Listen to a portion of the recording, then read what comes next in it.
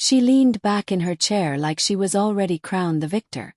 Her smirk was sharp, practiced, the kind of expression you wear when you think life is a chessboard and you've just cornered the king. Her lawyer mirrored her smugness, adjusting his tie, his eyes glinting with quiet arrogance. Her words cut through the heavy silence of the courtroom. The prenup is ironclad. She thought that was her checkmate. The judge barely looked up, jotting notes, uninterested. To them, I was just another man about to be stripped bare in a divorce. But I didn't argue. I didn't shout. I didn't even flinch. I simply slid a piece of paper forward, my copy of the prenup, and tapped a single paragraph buried deep inside. Then I leaned back silent, watching. Her lawyer's eyes scanned the section, his confidence dissolving word by word. The blood drained from his face. His lips moved without sound, stammering as he reread the clause. Then his hand shot out and grabbed her wrist hard enough to make her wince. His voice, low but frantic, spilled out. "The house, the accounts, my God, what did you do?" And in that moment her smirk cracked. I remember when her smile wasn't a weapon. We met at a charity fundraiser years ago. She in a glittering dress, polished and magnetic, the kind of woman you notice even in a crowded room. I thought I was lucky just to be seen by her. Back then, I was nothing more than a man building his company brick by brick. Sleepless nights, risks that could have destroyed me, deals that took years off my life. She was there, whispering words of belief, telling me she was my partner, my teammate. She called me her visionary. She said she believed in my future more than I did. I believed her. I carried the weight, and she basked in the glow. Designer bags, weekend trips, spa retreats that she claimed were for her mental health, dinners with friends I never met.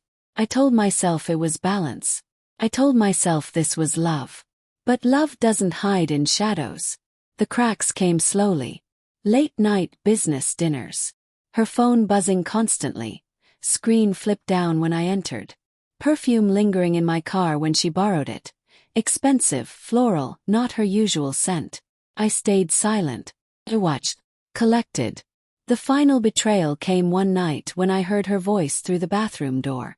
She thought I was asleep. Her laughter, playful, intimate, carried through as she whispered into her phone. "Once it's done, the house is mine. He won't see it coming. He's too soft." That night I didn't sleep. By dawn, I wasn't her husband anymore. I wasn't the fool she thought I was. I was something sharper, something colder. She believed the prenup was her ultimate weapon. She had insisted on it before our wedding, playing it off as protection for both of us. In truth, it was her safety net, designed to bleed me dry if things ever went wrong. But she underestimated me. Months before we married, when drafts of the prenup bounced between lawyers, I made a single, subtle amendment. One paragraph. Dense legal jargon, camouflaged in language most people would skip over. It redefined marital assets. Anything she tried to hide, transfer, or manipulate through fraud or deceit would revert entirely to me. Every dollar, every property, every account. She thought she was walking into court with a loaded gun. What she didn't know was that I had already removed the bullets. So there we were. She strutted into that courtroom like a queen, wearing a designer dress paid for by the very accounts she'd siphoned from behind my back. She expected to walk out wealthier, free, untouchable. I let her bask. I let her smirk. Because I knew the trap had already been sprung. When her lawyer read that clause, I saw the moment realization shattered his confidence. His throat tightened. His eyes flicked between the paper and her, panic setting in. The judge leaned forward, curious now. Her lawyer stammered, sweating, trying to find an escape route. But the language was airtight. My language. Her smirk faltered, the first crack in her armor. She leaned toward him, whispering harshly, "Fix it." But there was nothing to fix. Every secret account she'd funneled money into. Now. The house she had tried to transfer quietly into her sister's name. Now. The property she claimed was her inheritance, conveniently forgotten in disclosures. Now. All dragged into the light. All tied to fraud. all legally reverted back to me. Her lawyer's whisper wasn't a strategy anymore. It was desperation. The house, the accounts. What did you do? She realized then that she hadn't just lost. She had handed me everything. The ruling came swiftly. The prenup she thought would bleed me dry instead left her stripped bare. The house reverted to me. The accounts drained back into my name. Even the hidden assets she'd buried under lies were dragged into the record. Fraudulent, incriminating, undeniable.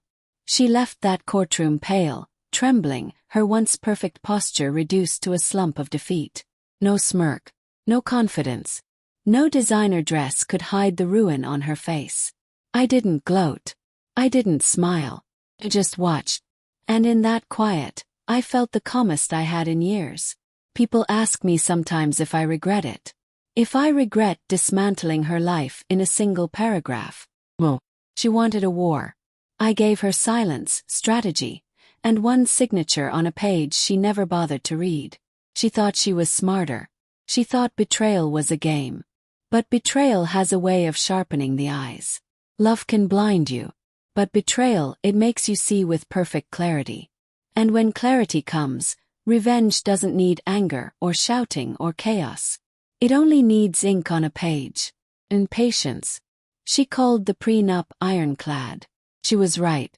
She just didn't realize it was my iron. My lock. My chain. And in the end, it was the very thing that buried her.